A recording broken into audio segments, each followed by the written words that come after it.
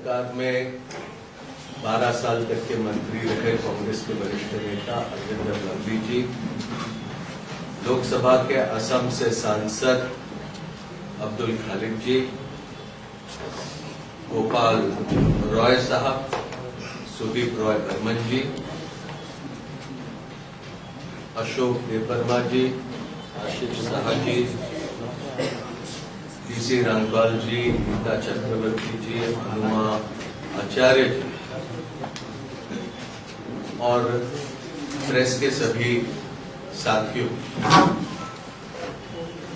Akhil Bharatiya Congress committee से कल यहां पर अजय कुमार जी, अरविंदर सिंह लवली जी, अब्दुल खालिक जी हम यहां पर उपस्थित हुए और कुछ दिनों पहले स्क्रीनिंग कमेटी की अध्यक्ष दीपा दासमुंशी जी भी यहां पर उपस्थित रहे। यहां पर किस तरह से आने वाले विधानसभा के चुनाव के लिए तैयारियां प्रदेश कांग्रेस कमेटी की तरफ से चल रही हैं, उसके संदर्भ में हमने यहां के तमाम साथियों से कल से चर्चा की।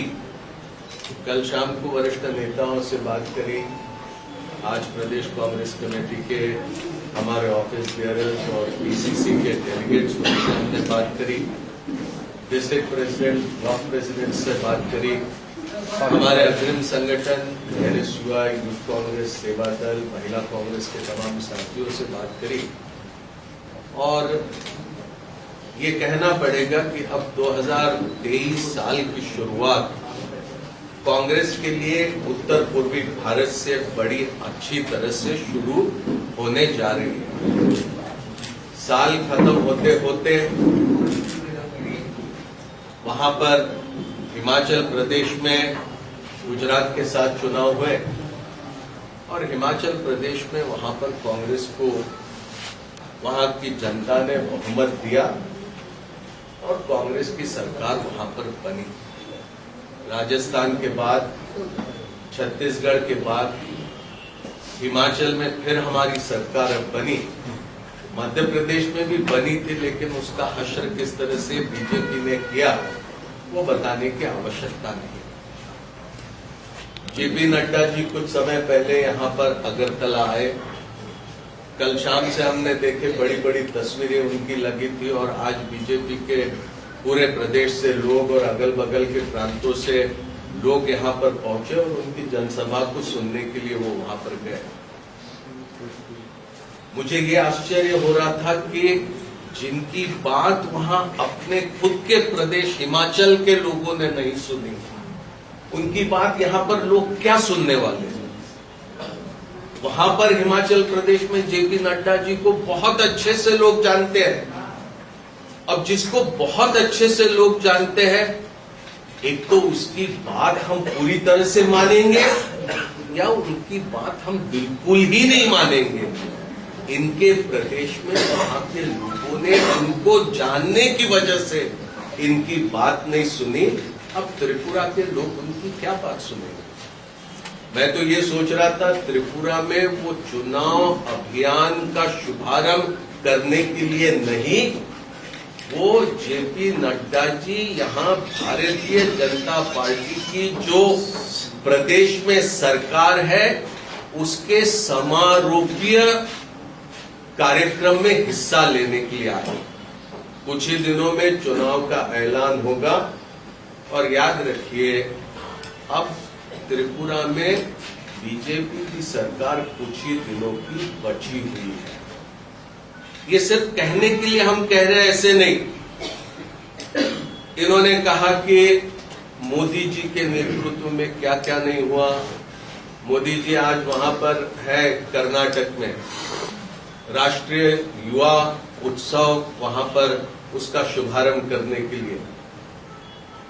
आज 12 जनवरी, आज स्वामी विवेकानंद जी का जन्म दिवस है, जयंती है। इस स्वामी विवेकानंद जी के जयंती को राष्ट्रीय युवा दिवस ऐलान करने का काम स्वर्गीय प्रधानमंत्री राजीव गांधी जी ने किया।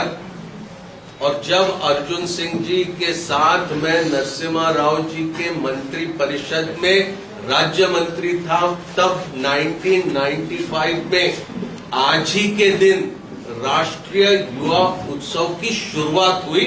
पहला उत्सव भोपाल में हुआ, जिसका शुभारंभ तत्कालीन राष्ट्रपति शंकर दयाल शर्मा ने किया, और दूसरा उत्सव वहां सॉल्ट लेक स्टेडियम कैलकाटा में हुआ, जिसका शुभारंभ मदर टेरेसा ने किया। मुझे खुशी है कि नरेंद्र मोदी जी आज उसी राष्ट्रीय उत्सव का वहां पर उद्घाटन करने के लिए पहुंचे। आज जेपी नड्डा जी ने गिनाया कि कितनी आईआईटी खोली, कितने एम्स खोले, कितने मेडिकल कॉलेजेस की उन्होंने बढ़ोतरी किया, लेकिन ये याद रखना होगा, एक गुलाम भारत को आजाद बनाने का काम भारतीय राष्ट्रीय कांग्रेस ने किया। एक ऐसे भारत को जहां पर सारे तरफ सिर्फ गरीबी थी, उसको एक मजबूत बुनियाद पर खड़ा करके आधुनिक भारत का निर्माण करने की शुरुआत ये भारतीय राष्ट्रीय कांग्रेस ने की। ये भारत में लोकतंत्र, समाजवाद, समता, धर्मनिरपेक्षता, सामाजिक न्याय, ये बुनियादी मूल्यों पर भारत के समाज को, भारत को आगे ले जाने का काम ये भारतीय राष्ट्रीय कांग्रेस ने किया।